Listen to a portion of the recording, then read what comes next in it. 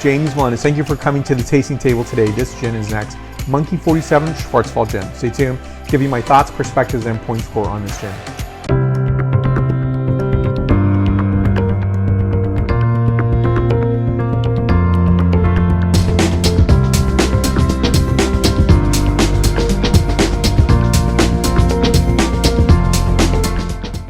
I'm glad you're here at the tasting table. Thank you for coming by. Now, before I forget, be sure to subscribe to the channel and please give a like. This is one of my favorite gins of all time, and one where I think it's completely successful, and one where, you know, you'll see obviously the point score on the title of this video, but it's completely one that I think is so deserved and so remarkably distinctive and fantastic. So I love the very emblematic, iconic label. You could see this from a distance. The postage stamp is Monkey 47. And no mistaking this for any other product than what it is.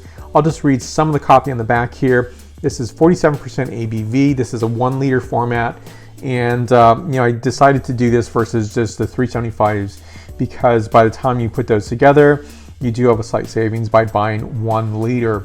And so on this, it is pointing out that there's this distillation of 47 predominantly unusual botanicals such as lingonberries blended with natural spring water. And it also says distilled from molasses. You'll see that right here. So that's another call out on this particular gin. When you look at 47% ABV, it is actually higher in terms of ABV, but not radically so. You're gonna see a lot of gins in the 40% range. Now I do always have a London dry gin in my bar. Nothing in the 99 range or 99 point range. I'll give my reasoning and methodology why I came up with this score for this particular gin. This is something that I think is remarkable and successful on many levels, because it's not just because it has 47 unusual botanicals, it's simply because I think it really is one where it's remarkably compelling, one that's distinctly different, yet it is completely appreciable from the very beginning of the experience to the end, including in cocktails, right? That's a hard order. And when I taste a lot of, say, gin and tonics, I definitely have a large ice cube so that I don't have a great melt rate and have too much water in the composition with a cocktail. So this is actually lives up from the beginning to the end of that experience, one where it's compelling and beautiful. And I really do think it's the marker of 47 botanicals. Now, in this particular call out, I did look for the total ingredients list. I don't know what it is because it's not published anywhere. I do have an indication based on some searches, so I do have the following ingredients identified, such as juniper, lime, lemon, almond, acacia, angelica, sage, sloes, spruce, clover, lavender, jasmine, nutmeg, cardamom, lingonberries, and cinnamon. Now I do have some identifiers in terms of, say, the scent and palate experience. I'm really curious to some of those ingredients that I've identified.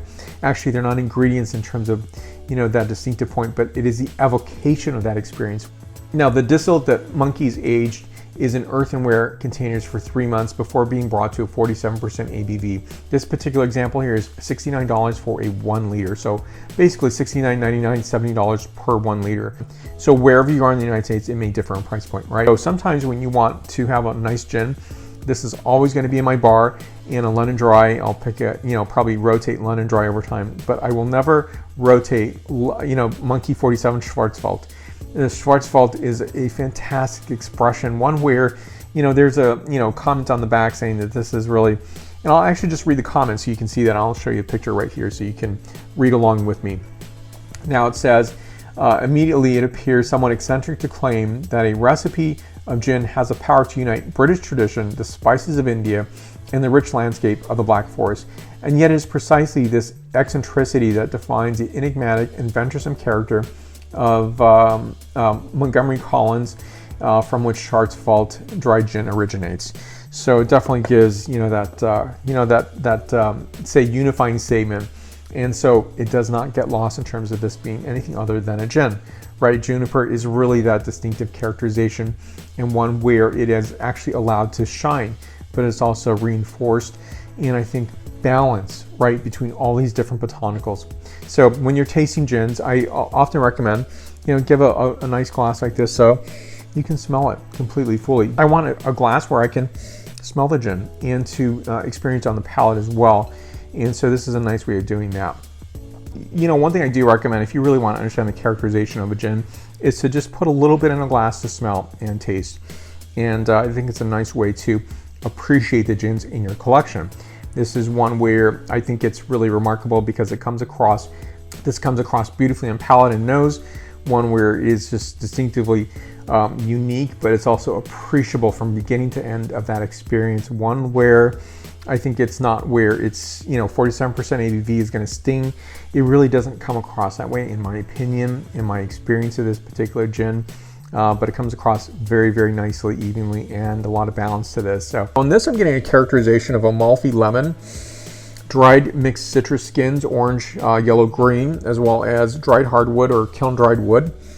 Forest floor, definitely a experience of fresh red floral notes, red rose petal, jasmine, pepper, cinnamon, cardamom, as well as star anise. Now next is a palate characterization.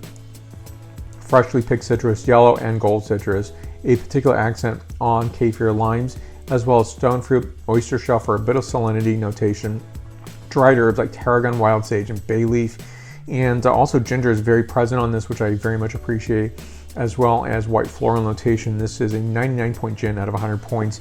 I've never given 99 points on any wine, any spirit ever, so this particular gin never gets lost in the mix of a cocktail, for example, but it also is very distinctive, pleasant, beautiful, evocative. It's something you want to enjoy again and again, and where I think this is completely appreciable and just sterlingly beautiful in a league of its own. Schwarzwald gin.